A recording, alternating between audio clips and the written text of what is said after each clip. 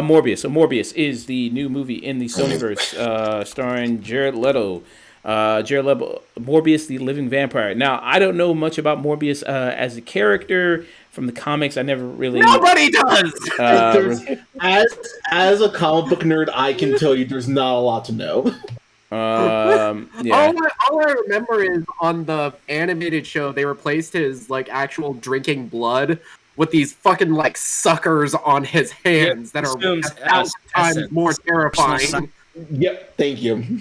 Yeah, so that's basically what I know about Morbius as a character is from the Spider-Man animated show. That's basically my extent of knowledge of the character. And you're right. So they couldn't have it because it was a PG. It was cartoon show, kids show. So they couldn't show him actually biting into people. They just had the suckers on his hands to kind of simulate that. He still had the fangs too, which is still weird. Yeah. So they still had that. So with this one here, it's also with Matt Smith. And also one of the actresses who for the longest time when this trailer was up, I thought this was supposed to be Olivia Munn. I was like, the entire time watching the movie, I thought it was and I was just sad because they talked you into this. Yeah, it's a movie. Yeah. So it tells the story of Michael Morbius, who was has a genetic has a rare blood disease. And with him as a kid is also a younger Matt Smith, who's Milo, who plays a character named Milo. So both these kids who share a rare blood disease at this hospital, one grows up to eventually become a doctor and to come up with a cure for their rare blood disease. As the character Michael Morbius, he grows up, he becomes this leading expert in the field of, blood diseases, even creates artificial blood that helps saves hundreds, millions of lives, as they say in this. But he starts experimenting with bats, which eventually leads him to becoming, the basically creation of Morbius. And with this kind of, movie here, it's getting really beat up critic-wise as well. It's 16% currently on Rotten Tomatoes. Just getting absolutely kind of pummeled there. And is it as bad as kind of everybody's kind of saying it is? For the most part, yes. Yeah. Yeah. You're goddamn right. It is. So this is a movie. I knew it was gonna suck, but I had no idea. Yeah, and seeing the movie, it was a fucking ordeal. I had to take a cab. I had to take Lord. 2 trains for an hour to go see this movie, and I was mad. I was angry at walking out of. Yeah, I was not a fan of Let There Be Carnage. I was very angry at that movie, and that's fucking Casablanca compared to this shit. Yeah, man, it's not looking so bad now, is it? This shit was. You know what? I'll take a million Let There Be Carnages because at least that was enjoyable trash. At least Let There Be Carnage is somewhat fun. Yeah, it is kind of playful in its execution. This movie. Its biggest crime, it's just boring. Yeah. There's at least the one prison break action scene that I thought was well handled. I was like, okay, I'll give you that. The action in this is horrendous. There is one good thing in this entire movie, and that is Matt Smith. And he's basically playing himself at every comic. Yeah. Yeah, including a montage of him getting ready to fuck, basically. The movie's not even hiding it. He puts on his bow tie. He might as well look at the camera. Gone. Bow ties are cool.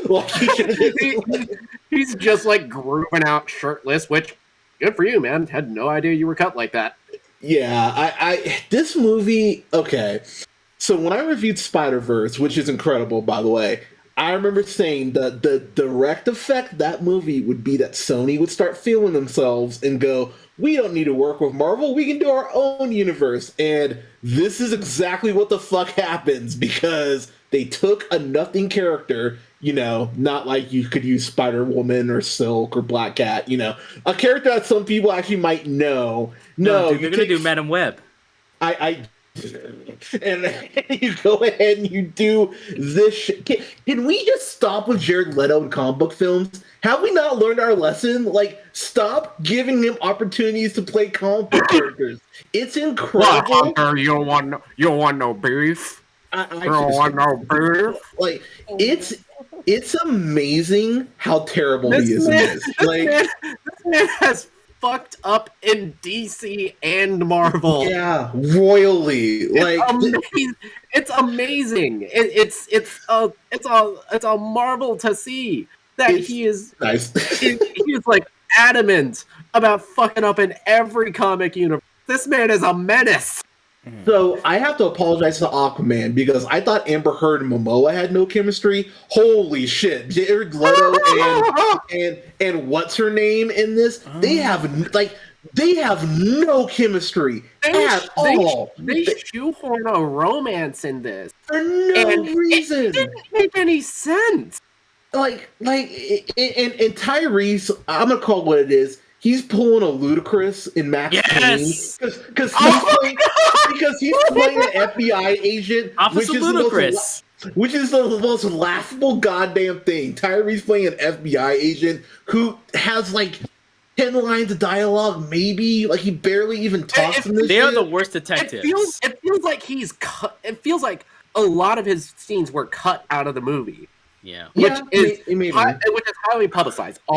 Most of all of the like tie-ins to like Venom with the Spider-Man movies, all of that was cut out except for the post-credit stingers, which I will get to. Yeah, I will fucking get to. But we've all done this for a minute. I mean, I'm going on 7 years of doing this, and there's nothing that pisses me off more than when a movie wastes my time. And there's nothing about this I can recommend. Even the fucking fights, like the CGI is this weird ass CGI that just looks like an early 2000s film. Yeah. His powers are straight up never explained. He kind of talks about echolocation for about a minute, and then it's just like, shut up, never mind, let's move on. Which you had a blueprint on how to make that look cool. You have fucking Daredevil is right there. The show, not the movie. No.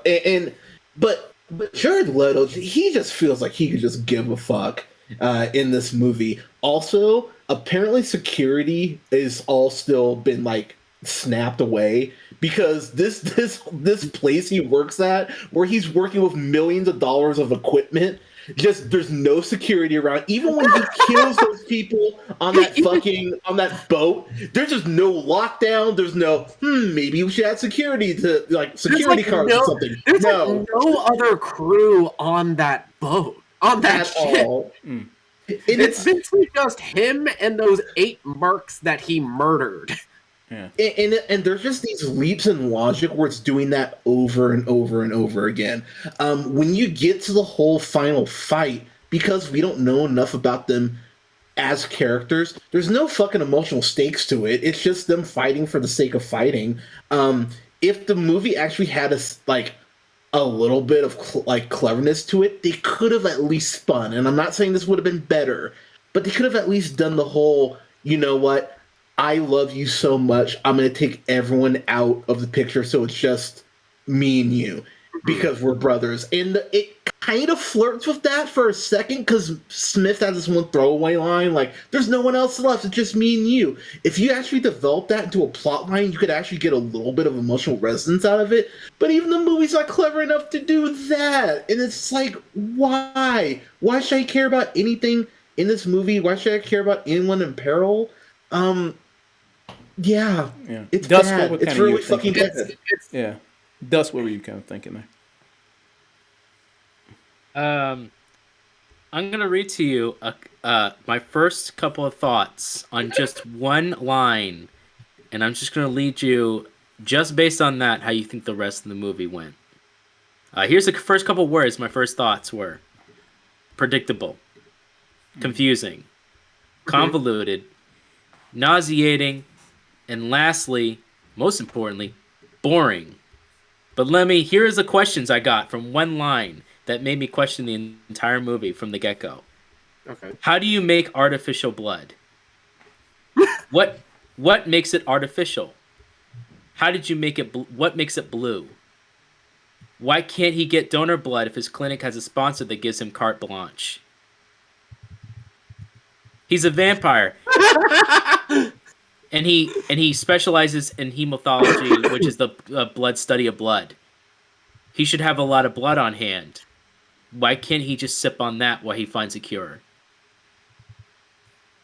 I think the reason, the explanation was they saying like the more human blood. I think he was trying to say the more human blood he drinks, like It wasn't human; it was artificial. No, I'm saying when he would switch to the human blood, maybe he was scared of actually just going after regular people. I think that was kind of the explanation. But he has like an entire supply. He didn't even try to do the trials. He has like an entire laboratory full of donated blood.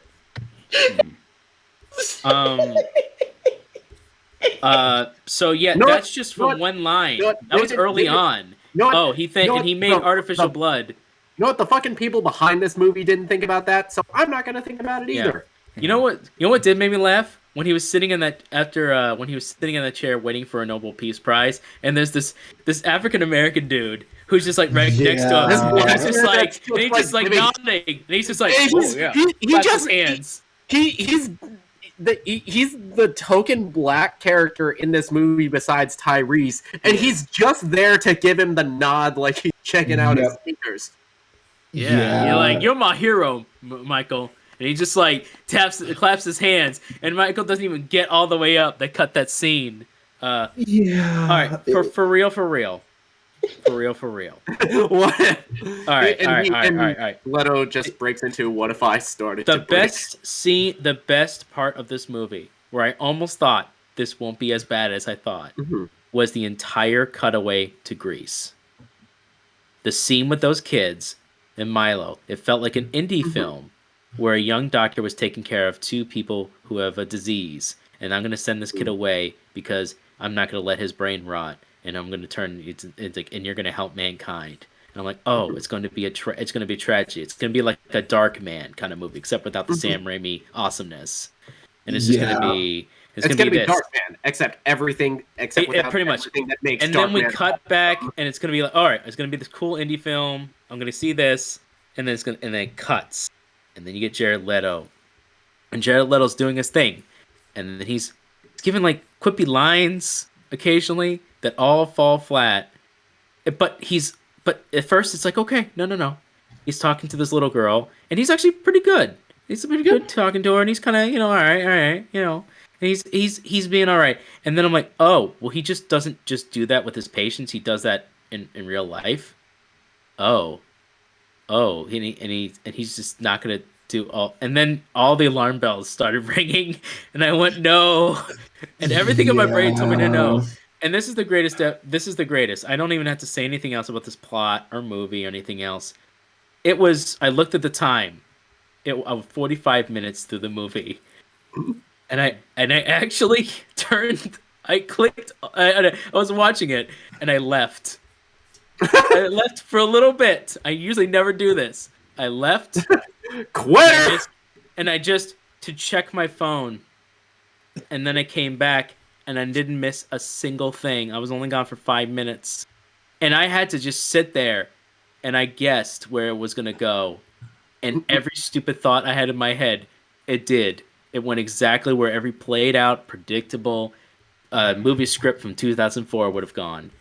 This is the Blade Trinity of Sony movies. Yeah, but you know the difference? If you know the story behind the production of Blade Trinity, that movie gets so much more fun. It's not good. No. But at least it's somewhat entertaining. It goes from a D movie to like a C+ or B experience. Blade Trinity goes from an F to like a C-. Yeah. Yeah, but the thing is, this movie couldn't even be fun. That's the thing that was so maddening. Like, it just, it was taking itself so seriously. But There's kind of the only person with actual like levity and charm, and is actually just gnawing on that scenery trail mix, is Matt Smith, because he is the one bright spot in this dog shit pile of a fucking film. So there is one scene where Matt Smith is talking to Jared Harris, and he kills him. That was the one scene I actually went, wow, there was actually some good acting from everyone on screen right there. Yeah. But for the most part though, it's so frustrating because even the way they arrest Morbius is like, wait, what? Like they just kind of arrest him and then he's in jail. Like no warrant. It's like nothing. Yeah, they hear, oh, a nurse died. Well, you're just going to come with us. What proof do you have that he had anything involvement? You literally have no proof. By the way, can I just also, I'll say this about this. Officer Ludacris and his buddy Tito, who's just going, hey, sweetheart. Hey, sweetheart. I know you've seen some horrible things, but these look like fang marks, right? These look like fang marks, right? They totally look. Got any weird experiments going on out here, sweetheart? And you're like, shut up. Just shut up. You're the worst cops I've ever met. This would have been so much more entertaining if it was just Tyrese and Ludacris as Roman and Tej. It would have been better. Yeah. It would have been just as stupid if there was just Fast and the Furious. It would have been stupid, but it would have been fun. Can I also say, it's like CGI-wise, this movie's terrible. It's fucking atrocious. Like, the look of Mobius, the entire time I was thinking, I'm like, they should have gone with practical. It should have been makeup. It should have been minimal. And he should have you know what? Literally just make him look like Dracula. Literally make him look like Dracula on certain moments, and he just has those fangs. And then for that last scene when he has to go all out, then get him in that heavy makeup in the final battle and show him in his true, like, Mobius form, and then just devour the crap out of it. And we as the audience are confused because he'll maybe save somebody, but he killed the villain really harshly. And you're like, oh, he's kind of like he's like an anti-hero, but he's also like, he also scares the crap out of the person he saves. And so he's like a kind of like a sort of villain, like he is. He's he's a borderline villain all the time because he's a vampire without the supernatural weaknesses. Yeah, it's this whole. So this needs to be a horror movie. So the other component that the movie just kind of brushes past is when Milo goes ahead and goes, "Oh, you get to be cured, but I don't." Yeah, how do you get that? I went, yeah. How do you get the serum? Wrong, but yeah, they never showed. That's like at any point. Like they don't. All you need is like a shot of him in. But he has like wobbly legs. How did in these wobbly legs, while he's still in the same room, he's just like, and the reason he's able to get in the room in the first place was like, oh, it's your password. It's the same thing, passwords. You really need to change that. And I went, that's gonna come back in some stupid ass way. It is, but they never even show him sneak into the lab or anything like that. He just gets in because he knew how to activate this password. Yeah. And by the way, also they have a public fight in the New York subway, and there's no video footage. There's no teenagers like putting it on fucking TikTok or something. No, it's such a frustrating. And it's New York. That's the thing. Motherfuckers are gonna be like, "Won't stop." Just talking about this with Bel Air. This is what I'm talking about. This is the greed of Hollywood just going, well, it's a comic book film. All right, is it on an IP that anyone really knows? Not really. Should we try? No, not really, because that's the greatest shame about this. Yeah. Like, they could have made something really special with this. This is the return. They could have made a modern-day Dracula. This is the return of the dark ages of fucking superhero films. This is the return of shit like fucking Daredevil, like Elektra, like Green Lantern.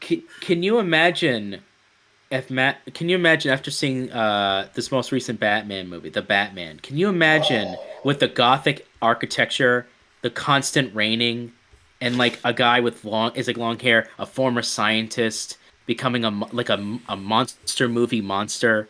But now he's made the modern Dracula, like the modern Prometheus from Mary Shelley's Frankenstein. Can you You're just gonna make me cry, man.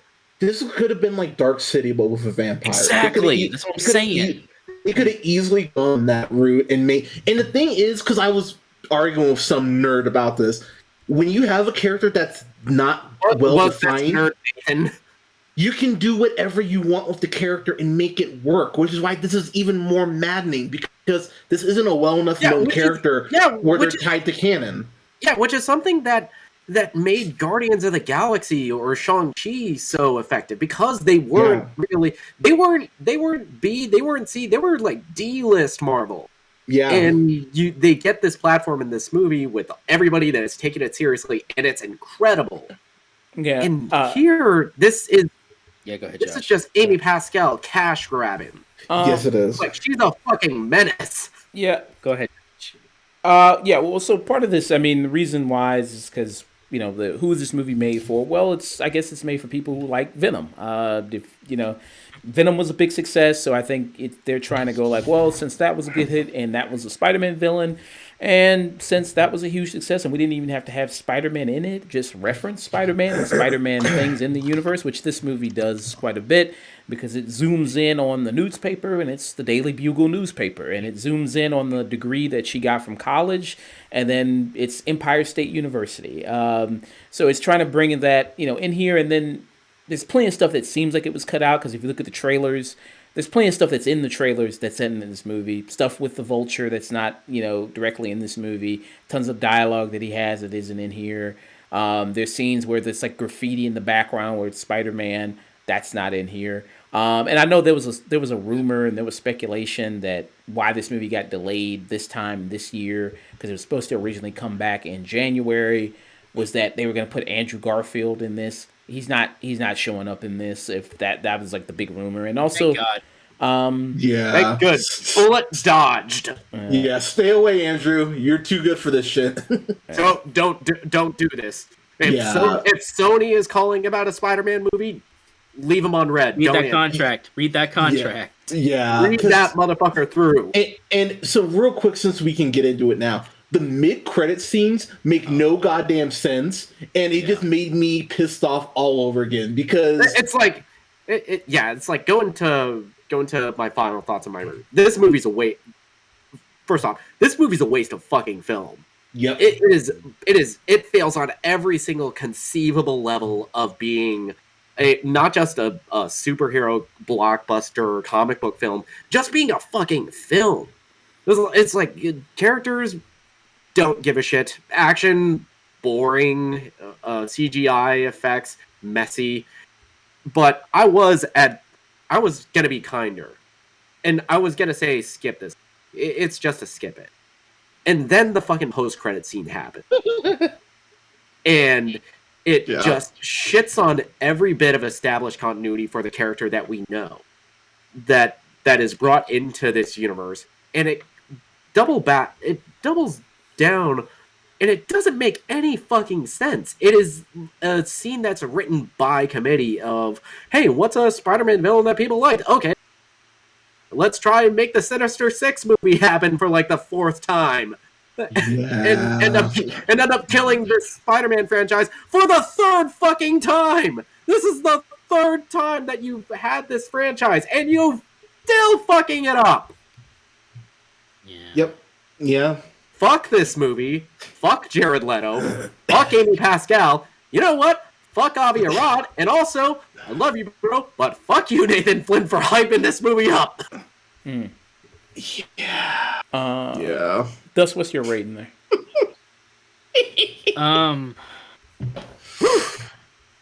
Feel better, Nick? Good. Yeah. This movie is unfortunate. It is unfortunate in many ways.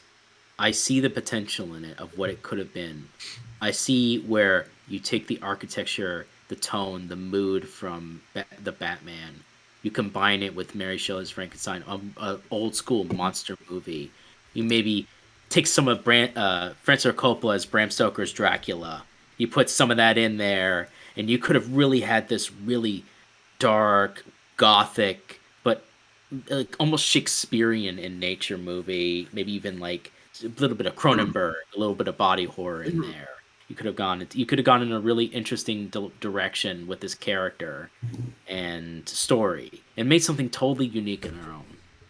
This is when people talk about the early stages of superhero movies and the dark ages of that. They talk about it when they didn't treat a lot of the heroes or characters with respect. There wasn't passion. Yeah. There was only let's point a camera at it. Let's put money into it, and we'll just we'll figure it out later. Like and see if it makes it off or not. And if it makes it up, we'll continue it. We'll continue to pump it out. When Venom came out, I'm actually one of the few. I guess I'm one of the people who I enjoyed the mess that it is. Because in some moments, Tom Hardy does pull together. It is the most fun 6 out of 10 movie ever hit. I'll never say it's a good movie because it's not. Fair. It's not. But it's a fun 6 out of 10. Carnage is like a 4 out of 10, and I still had fun with it. But it's a 4 out of 10. This isn't a 4. This is a 3 or 2, and it just barely gets those because it was not shot on film. It didn't waste film. So I don't hate this movie. I'm not going to say I'm going to burn it, but it needs to be forgotten. And you're a better man than me. Yeah. Guys, you need to leave it behind. That's the rating before burn it, right? I want to find every single fucking leave it behind. Every single hard drive, every fucking flash drive, every microchip that was involved in the production of this movie, and I want to burn it. This is like this was like if you went to a store, a rental place back when there were Blockbusters, and you'd see these Asylum vampire movie, and you'd look at it for a brief moment, and then you'd look at the back, and then you'd see some of the still photos or whatever on it, but the poster looked kind of cool at first, and you thought, well, and then you take a look at it, Asylum. And then you gently put it back, and you keep on going with your day and look at the movies. That's what you're gonna do for this one. You're just gonna put it back, and you're gonna walk away. And it knows you picked it up for a moment, and that's the only joy it's gonna get. Damn. Someone even cursory looked at it. Damn. I give you apathy, and after all, apathy is death. Apathy is death. No, apathy is worse than death. To quote KOTOR 2. Apathy is death. No, apathy is worse than death because at least death feeds the crows and the worms. Holy fuck!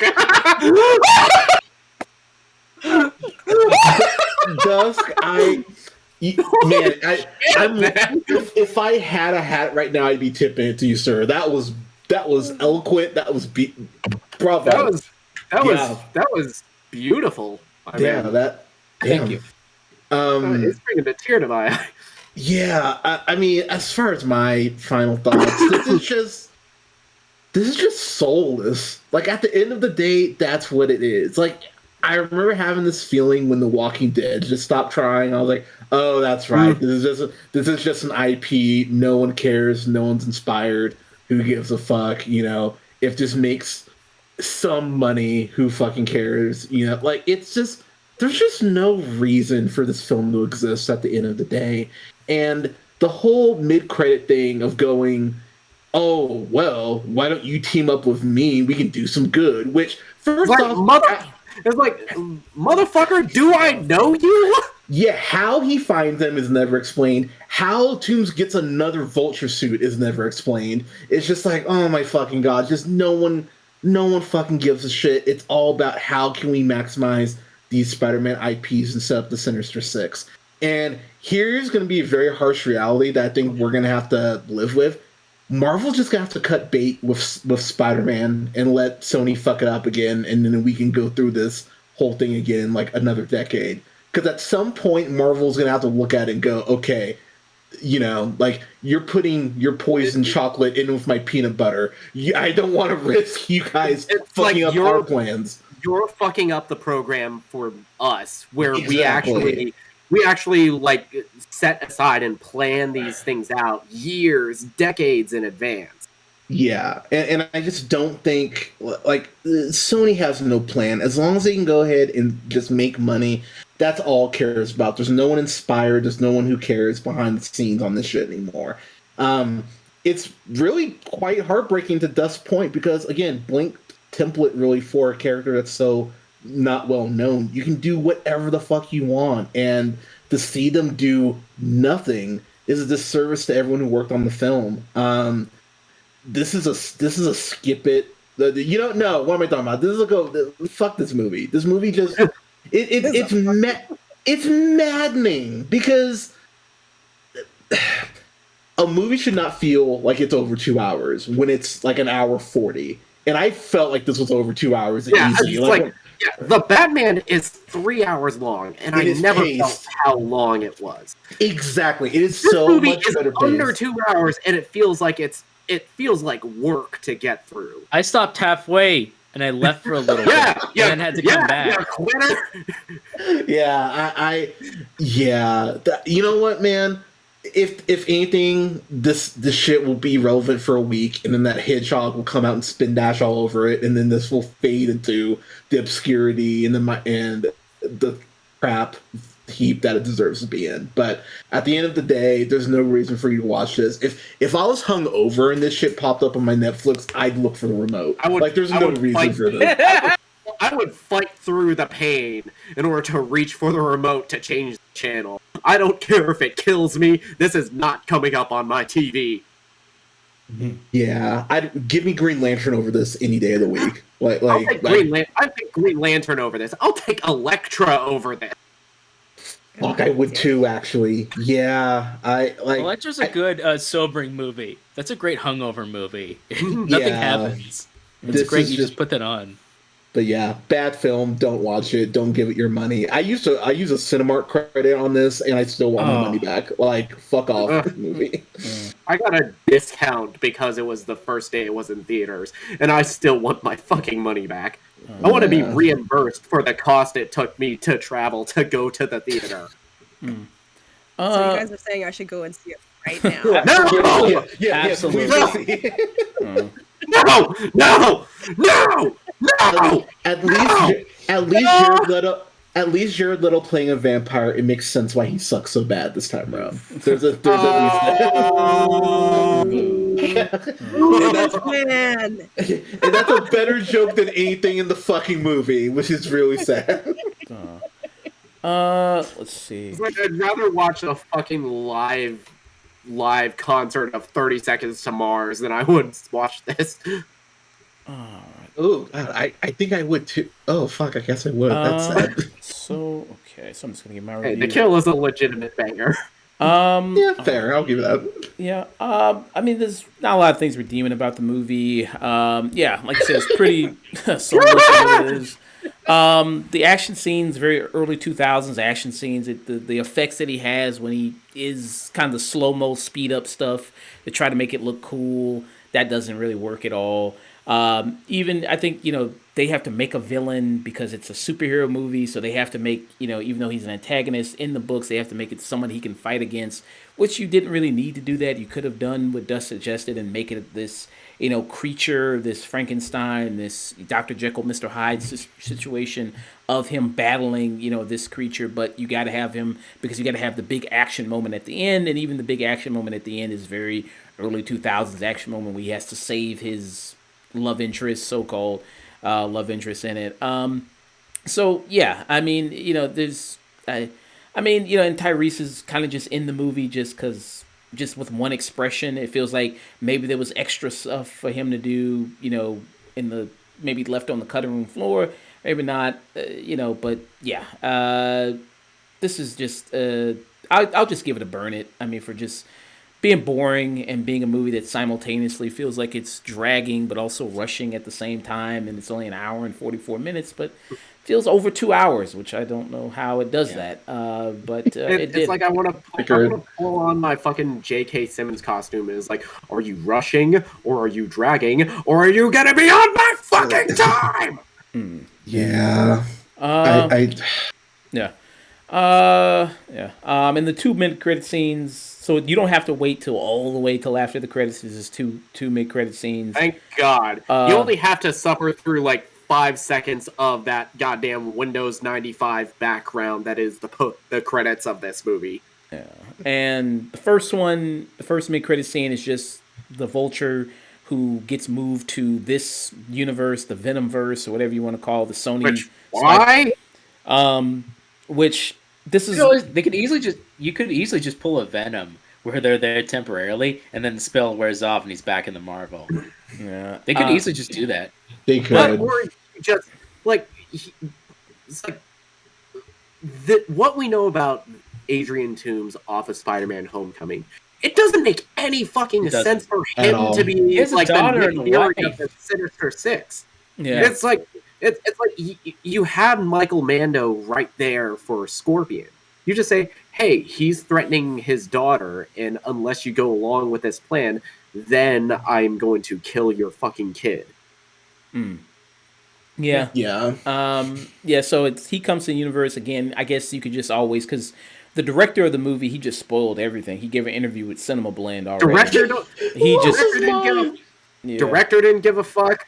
Jared Leto clearly didn't give a fuck. Yeah, and Sony didn't give a shit.